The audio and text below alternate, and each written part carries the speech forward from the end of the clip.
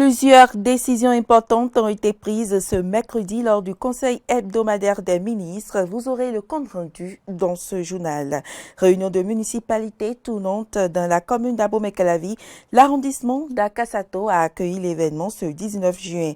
Et puis, campagne électorale pour la présidentielle en Mauritanie. Le candidat désigné par la coalition des forces des changements démocratiques promet de porter secours aux populations défavorisées.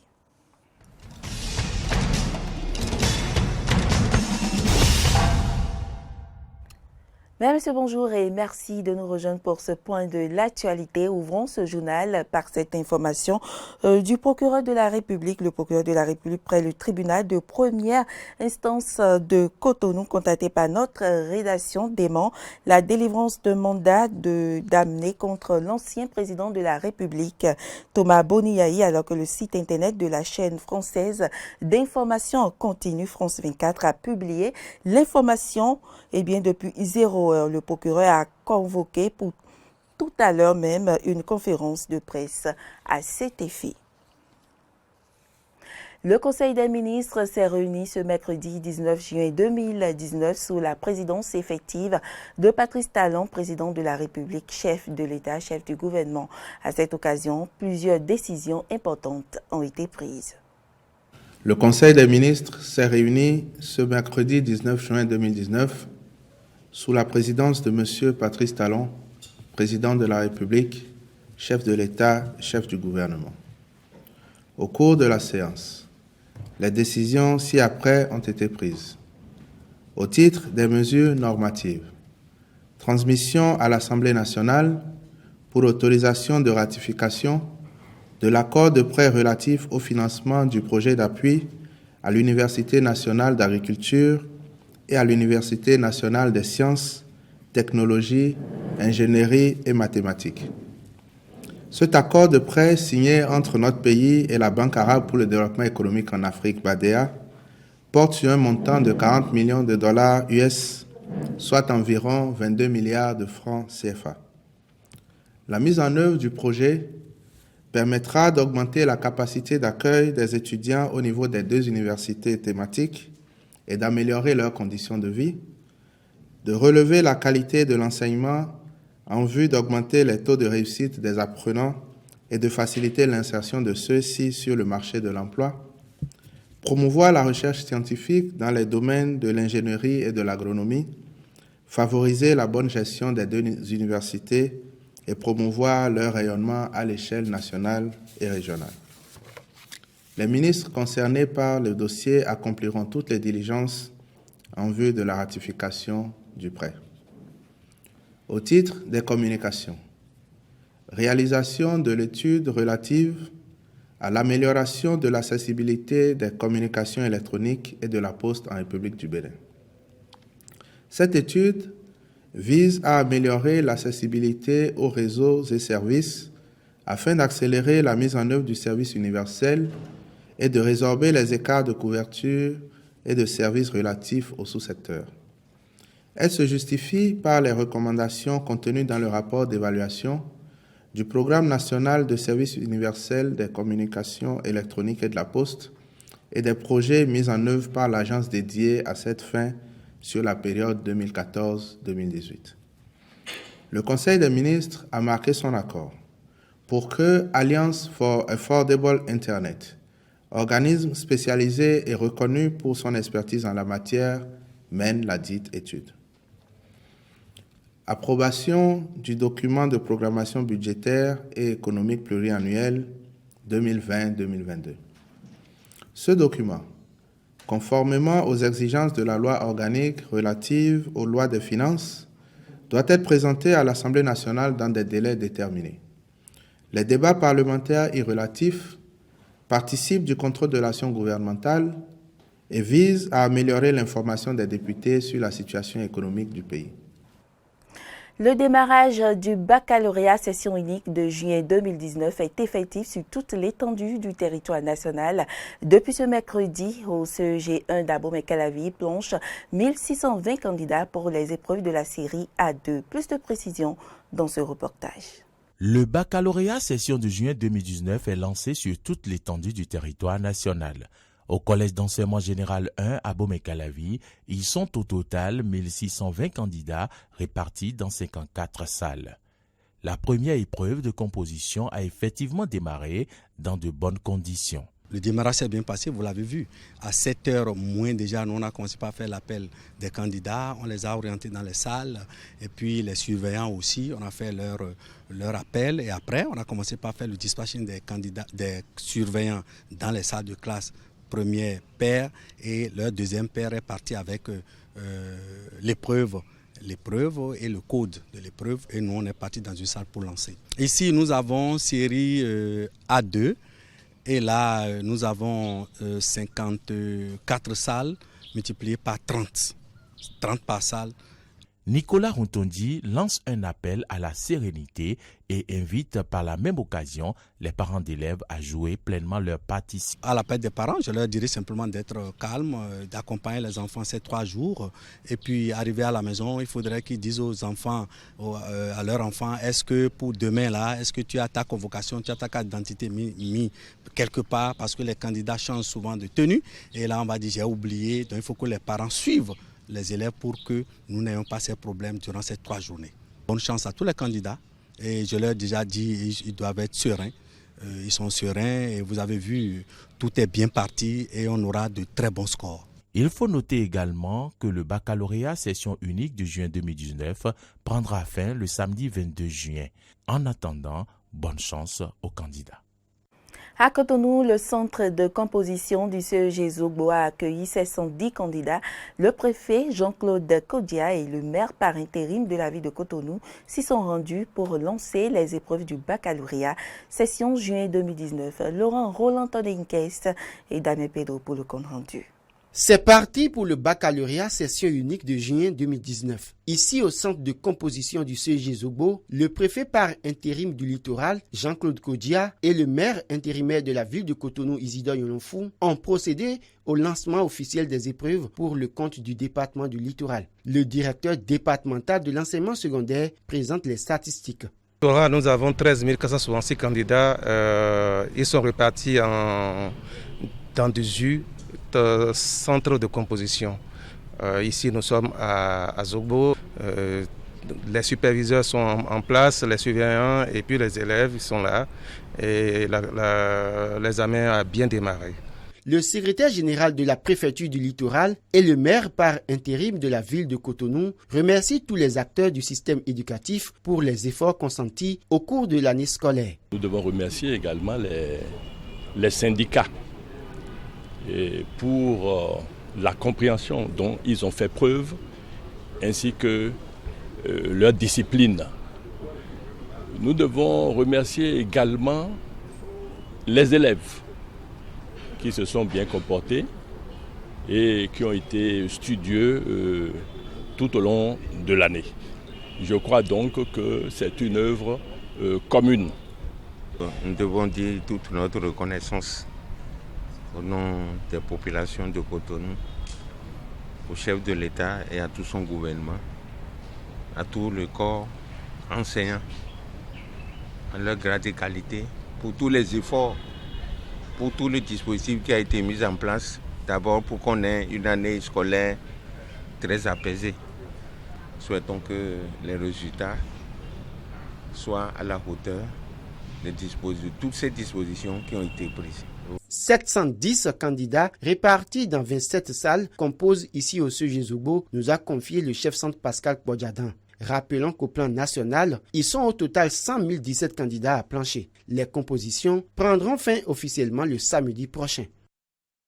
Santé à présent, mieux connaître la drépanocytose, c'est l'objectif de la commémoration de la journée du 19 juin dédiée à sensibiliser les populations sur cette maladie du sang qui affecte plus particulièrement les peuples noirs. Cette affection reste la première maladie génétique qui touche dès la naissance des milliers de malades sur le continent africain. C'est un reportage de Carole Olaye. Très peu connue, La drépanocytose est une maladie génétique qui affecte l'hémoglobine. Elle se traduit par une déformation des hématies, encore appelée globules rouges. Nous allons dire que nous avons 3 types d'hémoglobine. Nous avons l'hémoglobine A, qui est l'hémoglobine sain, et les 2 autres sont des hémoglobines malades, l'hémoglobine S et l'hémoglobine C. Donc quand on parle de drépanocytose, ce sont des individus qui ont un type d'hémoglobine SS ou SC. Dans une moindre mesure, il y a des individus AS qui présentent des manifestations de la maladie. Maladie héréditaire, le choix du conjoint reste déterminant donc pour éviter de mettre au monde des enfants atteints de la drépanocytose. Sachez qu'un individu drépanocytaire qui se met avec un autre partenaire drépanocytaire, ce couple a 100% de chances d'avoir des enfants drépanocytaires. Par contre, si les 2 sujets, les 2 partenaires, sont porteurs juste de l'hémoglobine malade, c'est-à-dire qui sont AS ou AC, ces 2 individus ont 50% de chances d'avoir un enfant drépanocytaire. Par contre, si c'est un individu sain qui se met avec un individu porteur de l'hémoglobine malade, c'est 25% de chances d'avoir un enfant malade. Selon les statistiques de l'Organisation mondiale de la santé, la drépanocytose atteint 50 millions d'individus dans le monde et reste la première maladie génétique dès la naissance sur le continent africain. Elle entraîne une production anormale des globules rouges dans le sang et ces derniers ont des caractéristiques bien précises. Au niveau des capillaires sanguins, c'est-à-dire les plus petits vaisseaux du corps humain, les globules rouges normaux se plient pour pouvoir passer à travers ces globules, à travers ces vaisseaux. Mais le drépanocyte, du fait de sa rigidité, n'arrive pas à se courber pour passer à travers le capillaire. Ce qui fait qu'il a tendance à s'accrocher et à obstruer les capillaires. Ce fait est responsable de douleurs chez le drépanocytaire qu'on appelle des crises vaso-occlusives. Donc ça, c'est la première caractéristique. La deuxième caractéristique, contrairement au globule rouge normal qui vit 3 à 4 mois, le globule rouge malade ne vit que 10 à 20 jours. Ce qui fait que le drépanocytaire a toujours une anémie. Selon les statistiques de l'Organisation mondiale de la santé, la drépanocytose atteint 50 millions d'individus dans le monde et reste la première maladie génétique dès la naissance sur le continent africain. Elle entraîne une production anormale des globules rouges dans le sang et ces derniers ont des caractéristiques bien précises. Dans l'immédiat, nous avons parlé de la douleur. Le drépanocytaire est quelqu'un qui a souvent mal. Nous avons une augmentation du risque infectieux. C'est des gens qui sont plus sujets aux infections que les gens normaux. Ça, c'est les complications aiguës à court terme. Dans les complications à long terme, nous avons un retard de croissance. La drépanocytose est une pathologie incurable. Seuls les traitements symptomatiques sont disponibles afin d'améliorer le quotidien des patients. Séance de municipalité dans la commune d'Abomey-Calavi. La rencontre s'est tenue à l'arrondissement d'Akasato ce mercredi 19 juin en présence du maire et du conseil municipal. L'arrondissement d'Akasato a accueilli ce mercredi la tournante réunion de municipalité dans la commune d'Abomey-Calavi. Cette séance d'échange a pour objectif de recenser les problèmes liés au développement de chaque localité. Elle a réuni les chefs villages et de quartier autour du maire Georges Bada. Dans son intervention, le chef d'arrondissement a rappelé les nombreuses réalisations de la municipalité dans la localité avant de revenir sur les perspectives. Dans les perspectives, nous pouvons citer la construction d'un module de 3 salles de classe avec un bureau-magasin à l'école primaire publique de Zekamen-Domé, la réhabilitation et équipement du centre de santé d'Akasato, la mise en œuvre du plan de développement communal 3e génération dans l'arrondissement d'Akasato.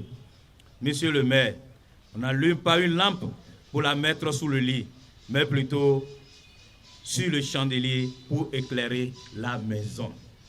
Le maire Georges Bada a reconnu les efforts des populations et des autorités administratives de l'arrondissement d'Akassato. Il les invite à fournir un peu plus d'efforts pour la réalisation définitive des projets entamés dans la localité. Je voudrais partager les nombreux sacrifices que vous consentez en vue de la réussite de toutes nos rencontres, comme c'est le cas ce matin, et vous dire que je souhaiterais que nous soyons en union pour accroître les recettes afin de satisfaire notre population. Je voudrais pour finir souhaiter que nos travaux se déroulent dans la sérénité et dans un esprit de convivialité pour connaître un plein succès. La séance de municipalité tournante est une initiative du maire Georges Bada, réunion qu'il a instituée depuis son arrivée à la tête de la mairie d'Abomey-Calavi. Restons dans la commune d'Abomey-Calavi, difficile de circuler sur la voie pavée quittant Cotonou pour Calavi et celle qui mène à l'école primaire publique de Roua-Commun. Pour cause, ces différents tronçons sont en état de dégradation très avancée. Suivez le constat fait par une équipe de la rédaction. Les usagers de certaines routes dans nos localités ont d'énormes difficultés pour circuler. Les problèmes de dégradation sont souvent les véritables causes. C'est le cas ici sur la voie pavée qui longe l'échangeur de Godomey en provenance de Cotonou pour Abomey-Calavi, caractérisé par des dénivellements et des affaissements par endroits, ce que dénoncent les usagers. Les pavés sont en train de se dégrader et ça, on a beaucoup de difficultés à passer sur la voie. Ici, on ne peut même pas transporter une femme enceinte ou quelqu'un qui se sent pas bien, c'est des secousses. Situation pratiquement identique à côté de l'école primaire publique de Roua-Commun. Les pavés ne sont plus en place. La voie n'est pas en bon état, la voie est vraiment dégradante et c'est vraiment difficile pour nous les usagers qui passent souvent sur la voie. Ces usagers débordés appellent à l'indulgence des autorités communales pour une meilleure circulation sur ces tronçons. Franchement, il faut que les autorités viennent pour voir, en l'occurrence la mairie de Calavi. On ne sait pas finalement, non seulement les pavés, même le goudron. Depuis un bon moment, ils n'ont plus jamais balayé le goudron. Et quand nous qui sommes sur les motos, on passe par là, les véhicules nous jettent la poussière, la figure, c'est des difficultés terribles. Nous sollicitons l'aide de nos autorités à venir à nous aider par rapport à la voie. Je demande à nos autorités de jeter un coup d'œil là-dessus parce que c'est une grande voie où beaucoup de citoyens passent. Vivement donc que les autorités écoutent les cris du cœur de la population pour que ces voies soient réparées pour la bonne circulation des personnes et des biens. Les préfets des départements du Mono et du Koufo ont lancé ce mardi 18 juin 2019 une phase importante du processus de rétablissement de paix sur le périmètre des coopératives agricoles de Ouin-Agamem. Voici le point de la science avec Jonas Boutier. Des préfets du Mono et du Koufo a enfin conduit à un consensus sur les principes d'actualisation de la liste des coopérateurs dans les coopératives agricoles des CAR et URCAR de Ouin-Agamem. Il s'agit d'une opération devant conduire à l'établissement des actes de décès aux coopérateurs défunts et des actes de naissance à leurs héritiers qui n'en disposent pas. Dans cette opération, nous avons eu la malchance de perdre beaucoup de parents. Beaucoup de parents sont décédés. Mais comment faire pour que les ayants droit puissent être reconnus dans ce système-là? Beaucoup n'ont pas date de naissance. On ne peut pas prouver aujourd'hui que tel ou tel autre est décédé. D'où la nécessité pour le parquet d'intervenir pour que les audiences foraines nous conduisent à l'obtention des actes de naissance ou des actes de décès. Le préfet du Mono a pour l'occasion réaffirmé l'assurance du gouvernement pour la réussite des dites opérations. Le gouvernement de notre pays, dans sa volonté de faire en sorte que les pièces d'état civil cessent d'être des handicaps à l'épanouissement des Béninoises et des Béninois, a pris toutes les dispositions utiles et nécessaires pour assurer le succès de cette opération. Le procureur du tribunal de première instance de deuxième classe de Lokossa précise en quoi cette opération peut conduire à la paix dans les coopératives agricoles de Rouen, Agamem, Agnito et Koudo. L'opération ainsi envisagée a pour finalité d'écarter ceux qui ne sont pas concernés par les affaires de coopérative. Ceux qui réellement sont concernés ont donc intérêt à ce que l'opération réussisse. J'exhorterai ceux qui, par ailleurs, auraient l'intention à mettre en difficulté cette opération de s'abstenir de le faire. Signalons que la première liste des coopérateurs dont l'actualisation a toujours été source de conflits et d'affrontements dans les quarts et urquarts de Rouen à Agamem date du 31 octobre 1961.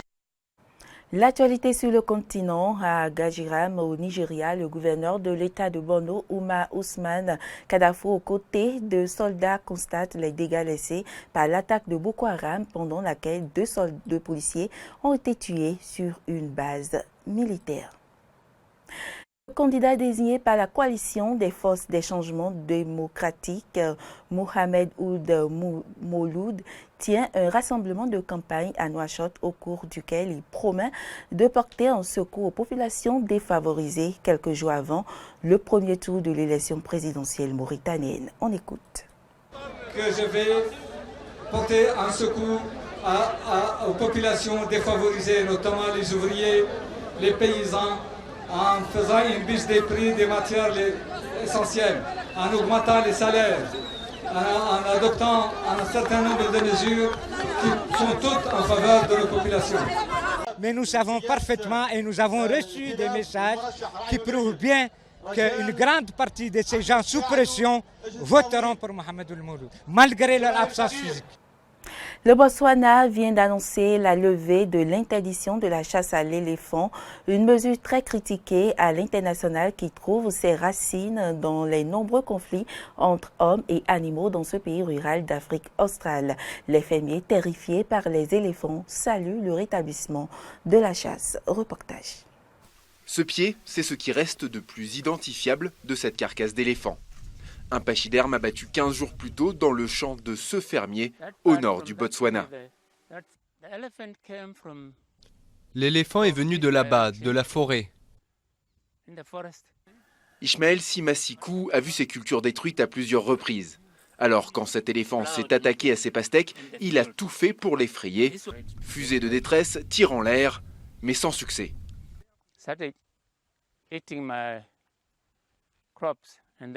Il a commencé à manger mes cultures. C'est à ce moment-là que je lui ai tiré dessus, une balle. Il a couru par là-bas, là où il y a la carcasse, il est tombé et il est mort.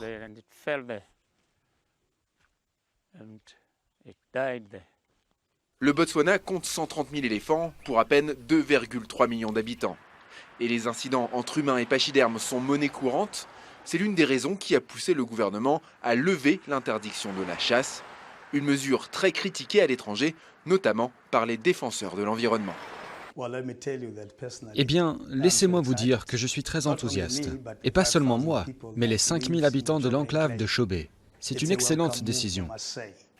En 2018, au Botswana, les éléphants ont endommagé ou détruit 9000 habitations et terrains et tué 15 personnes. Dans le nord, où ils sont le plus nombreux, marcher la nuit est devenu très risqué.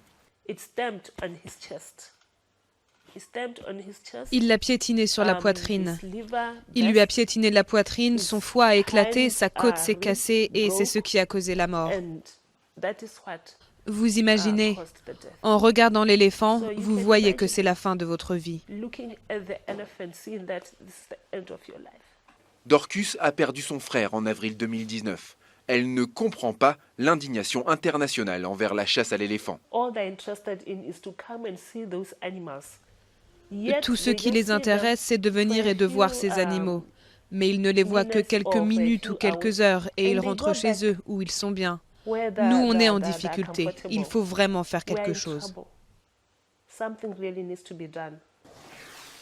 Le gouvernement assure que le retour de la chasse dite sportive ne mettra pas en danger la population d'éléphants. 400 permis devraient être délivrés chaque année. Reste à établir l'impact réel de cette chasse sur la cohabitation entre l'homme et l'éléphant au Botswana. Et puis avec un entretien avec un analyste de l'ONG tunisienne Al-Bassala au sujet des amendements votés à 5 mois des élections. Ces amendements pourraient empêcher plusieurs candidats de poids de se présenter à la présidentielle tunisienne. Les amendements controversés au code électoral tunisien qui pourraient empêcher plusieurs candidats de poids de se présenter à la présidentielle ont été adoptés mardi à 5 mois du scrutin déclenchant d'importants remous politiques. Le gouvernement s'est efforcé ces dernières semaines de rallier les députés à ces tests qui posent de nouvelles conditions aux candidats, dont le fait de ne pas avoir distribué d'aide à des citoyens. Cela pourrait notamment empêcher une candidature du maillard des médias Nabil Karaoui et de la mécène Alpha Terras Rambo, alors que le chef du gouvernement Youssef Chahed est en train de s'oppositionner pour les scrutins législatifs et présidentiels de fin 2019. Il y a 3 choses dans ces nouveaux amendements. D'abord, un seuil électoral à 3%, excluant les formations politiques qui obtiennent moins de ce pourcentage dans les élections. Et puis, il y a la levée de l'interdiction des responsables du RCD, du parti de Ben Ali, d'être membres de bureau de vote.